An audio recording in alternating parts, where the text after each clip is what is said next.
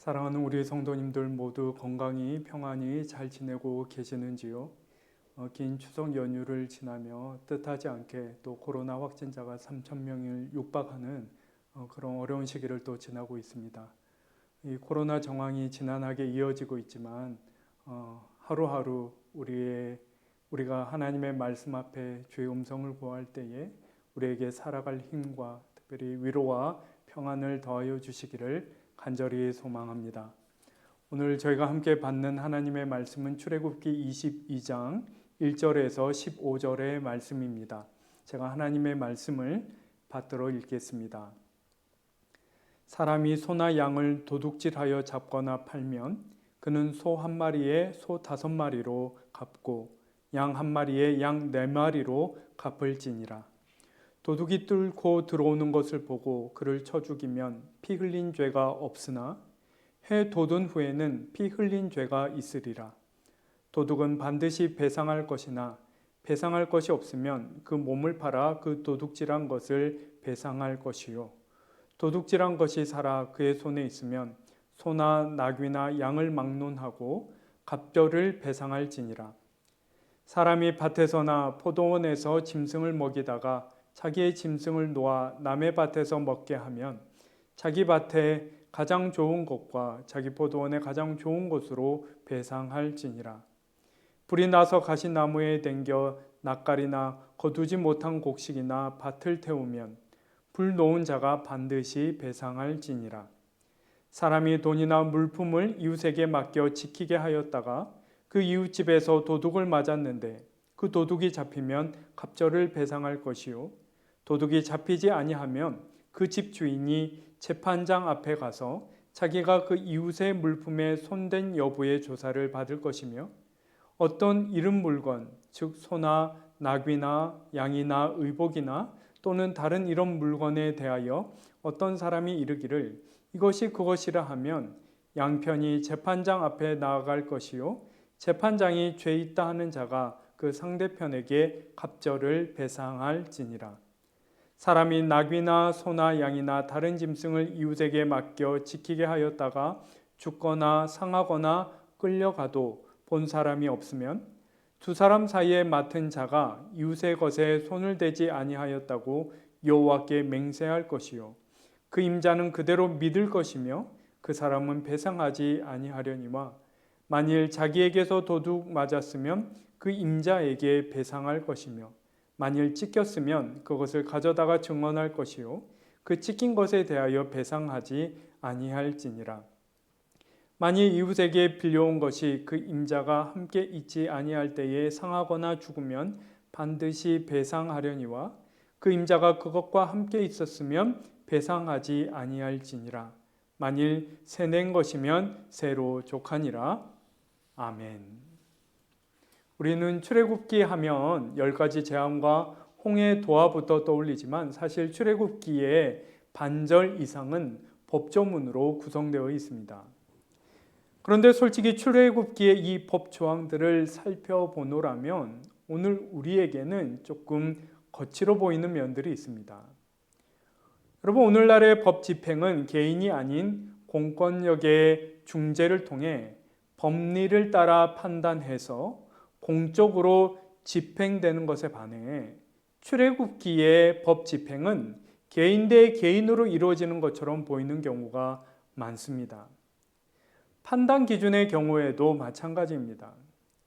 어제 우리는 소위 동해보복법이라고 일컫는 받은 만큼 기필코 갚아주는 것을 말하는 듯한 구절인 눈에는 눈, 이에는 이라고 하는 그 유명한 구절도 보았지요. 그러나 오늘날의 법리로 본다면 이런 동해보복법은 매우 미성숙한 법이라고 할 수 있습니다. 선인이 당한 피해가 억울하다 할지라도 성숙한 사람은 그것을 그대로 갚아서는 안 되는 것이지요. 특히나 상해의 경우 고대 사회에서는 보복이 어떤 권리인 것처럼 여겨졌지만 지금으로서는 그렇게 생각해선 안 됩니다. 이를테면 악인과 똑같을 수는 없고 그래서는 안 되는 것이죠. 중요한 것은 출애굽기의 율법이 주어진 취지를 제대로 깊이 이해하는 것입니다. 여러분, 사회법이라는 것이 발생한 사건의 합리적인 해결 자체보다는 본래 그 사회의 질서를 유지하고 그것을 더욱 성숙시키기 위해 있는 것이지 않습니까? 다른 말로 하면 이 법이 주어졌을 때, 이 성경의 이 출애굽기의 이 율법이 주어졌을 때 하나님이 진실로 이스라엘에게 기대하신 바가 무엇이었는가 하는 것을 오늘 본문을 읽는 가운데 우리가 잘 파악해야 한다라는 것입니다. 여러분, 오늘 본문의 2절과 3절 앞부분까지를 보시면 이렇게 기록되어 있습니다. 도둑이 뚫고 들어오는 것을 보고 그를 쳐 죽이면 피 흘린 죄가 없으나 해 돋은 후에는 피 흘린 죄가 있으리라. 야심한 밤에 강도의 침입을 받아 스스로를 보호하다가 그 피의자를 죽이는 사건이 발생했습니다. 그럴 때에는 정당방위로 인정받고 그 책임을 묻지 않는다는 것이지요. 그런데 뭐라고 얘기합니까? 해가 떠 있는 동안에는 어떻다는 것입니까? 어떤 경우에도 그 피의자를 죽음으로 몰아가서는 안 된다는 것입니다. 실수가 있었더라도 죽음에 대해서만큼은 책임을 묻겠다라는 것이죠. 지금처럼 스위치 하나로 빛을 밝힐 수 있는 그런 시대가 아니었던 것입니다. 여러분, 그런데 이런 논의가 진행될 때 우리가 본능적으로 떠올리는 생각이 있지요. 그렇다면 피해자가 죽게 생겼을 때는 정말 어떻게 해야 되는가? 피해자가 죽는 것은 괜찮단 말인가 하는 생각을 떠올리는 것이죠.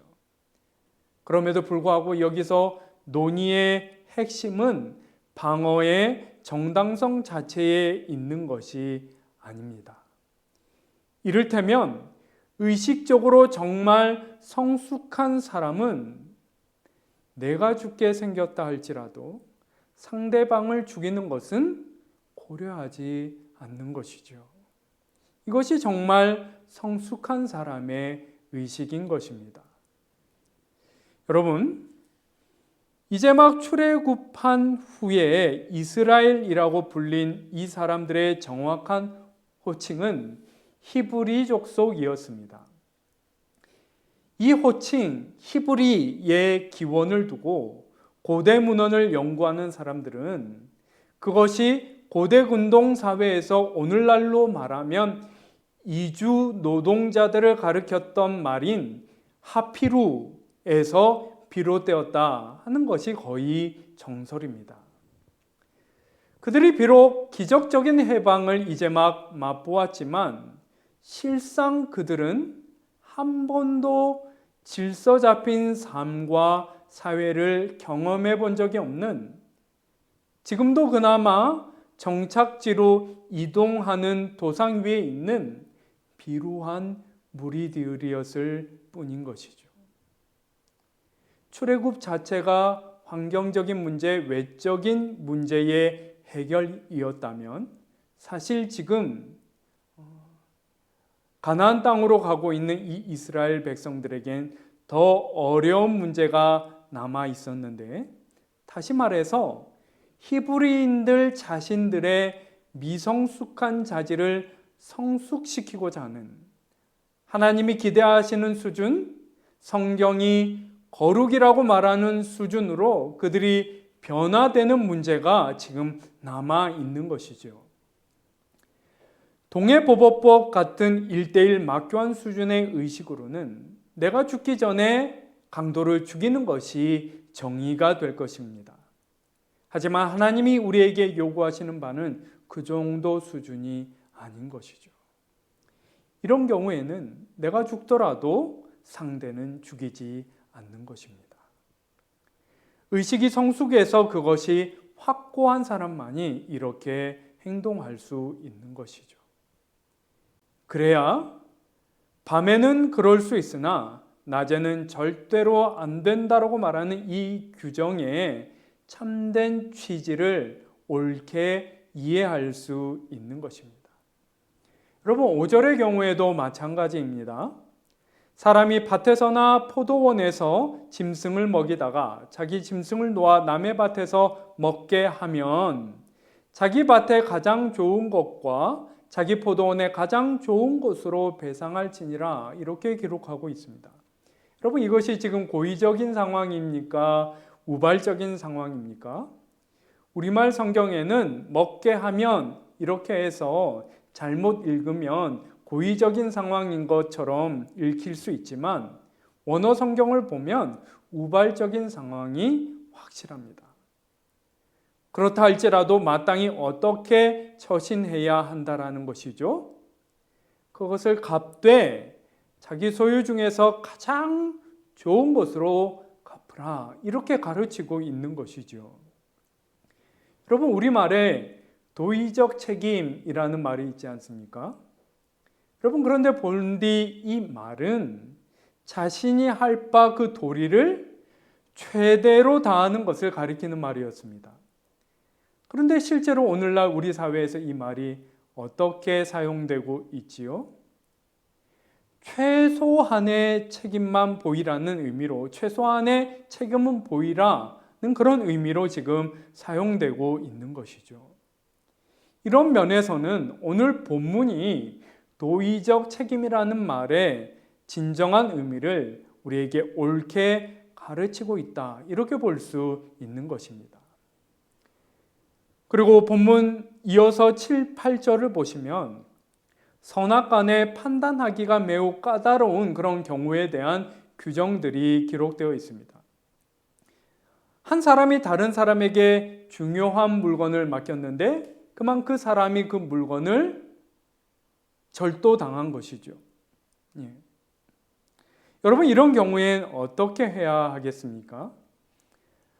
본문에 따르면 다행히 도둑이 잡힐 경우 그 도둑이 본래 절도에 대한 규정대로 갑절로 갚으면 그만입니다.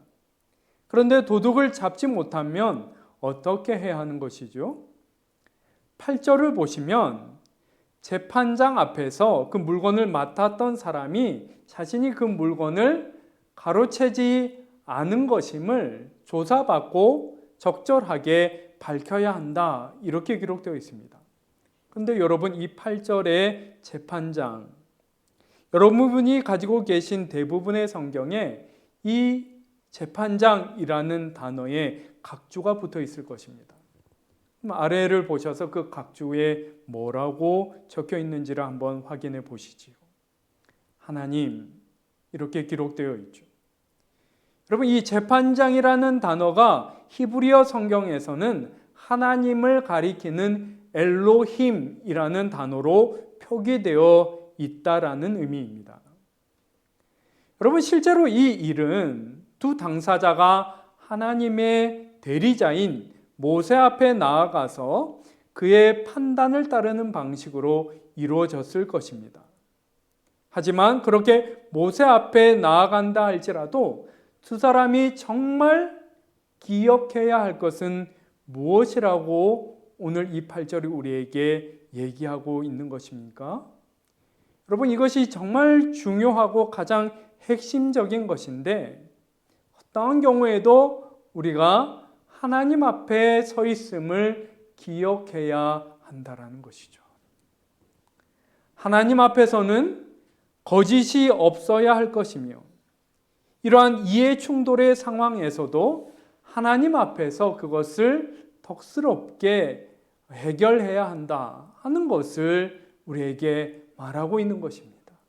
하나님 앞에서 말이죠.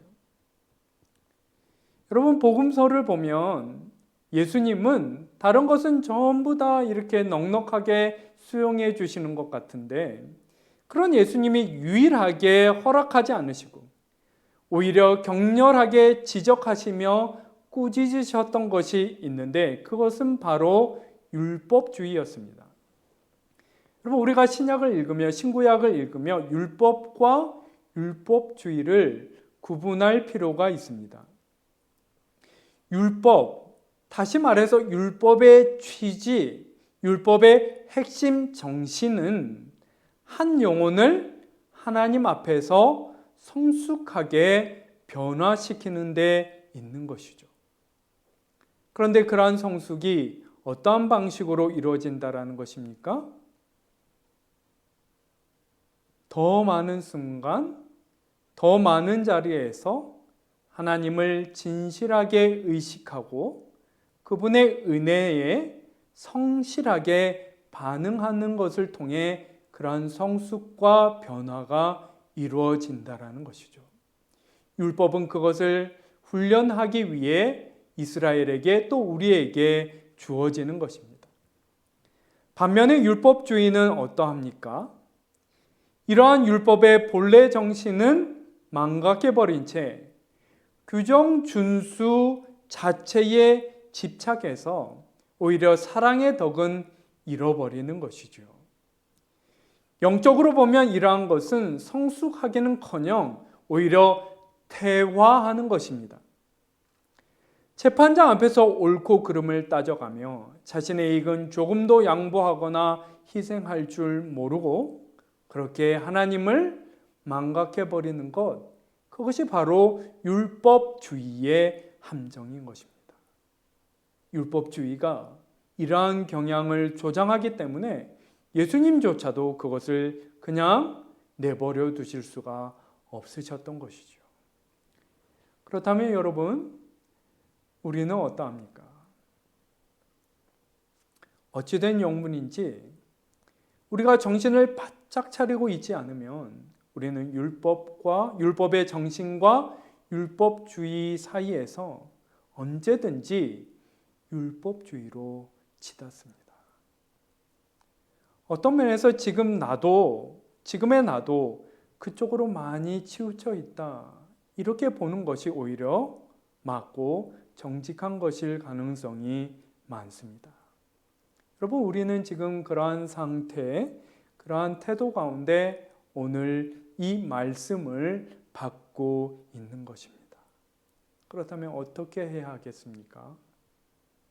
옳고 그름을 가리는 세상 법리를 최소한으로 만족시키는 그러한 수준이 아닌, 그것을 피할 수 없이 넘어서는 삶의 더 많은 순간을 하나님 앞에서 행하며 그분과 동행하는 거룩의 법리가 우리 가운데 회복되어야 하는 것이죠. 그리고 예수 그리스도께서는 그 모든 것을 넘어 너희가 하나님의 은총을 먼저 입었으니 마땅히 서로 은혜로이 대한 것이 마땅하니라, 이렇게 말씀하시는 것입니다. 참으로 이 말씀을 받고 기도하는 우리 안에 주님께서 진실한 거룩과 사랑을 회복시켜 주시기를 간절히 소망합니다. 기도드리겠습니다. 하나님 아버지, 어느덧 너무 익숙하여진 나머지 우리를 하나님 앞에 끊임없이 성숙해 하시고자 하시는 그 하나님의 바람을 저버린 채 습관적으로 그저 신앙생활 하고 있는 것은 아닌지, 또 다른 이들을 그렇게 바라보며 판단하고 있는 것은 아닌지, 이 말씀에 비추어서 저희가 저희 자신을 진실히 돌아볼 수 있는 은혜를 허락하여 주시옵소서. 우리가 어떻게 주님 앞에 비루한 존재들일진데 주님께서 은혜로 우리를 용납하시고 존귀하다 하시며 우리에게 그 거룩에 대한 크신 기대를 거시고 우리를 붙드시고 인도하고 계신지를 이 말씀 가운데 밝히 헤아림으로 그 하나님의 거룩을 향한 부르심에 다시금 깨어서 분연히 나아가는 저희들 되게 하여 주시옵소서. 먼저 은혜를 받은 자로서 서로에게 은혜를 끼치며 서로를 위로하고 격려하는 가운데 그렇게 성숙의 길로 동행하여 나아가는 모든 우리 영암의 권속들 되게 하여 주옵소서. 어려운 상황 가운데 다시금 확진자가 늘어나며 그 어려움이 가중되는 상황을 지나고 있는 주의 백성들, 우리 영암의 권속들 한 분 한 분 기억하여 주시사 주님 그 마음을 위로하여 주시고 주님만이 주실 수 있는 평안 내려주셔서 하나님의 은혜를 힘입어 오늘 하루를 힘차게 살아갈 수 있도록 끝까지 함께 붙드시고 인도하여 주옵소서. 감사드리며 귀하신 예수 그리스도의 이름으로 기도하옵나이다. 아멘.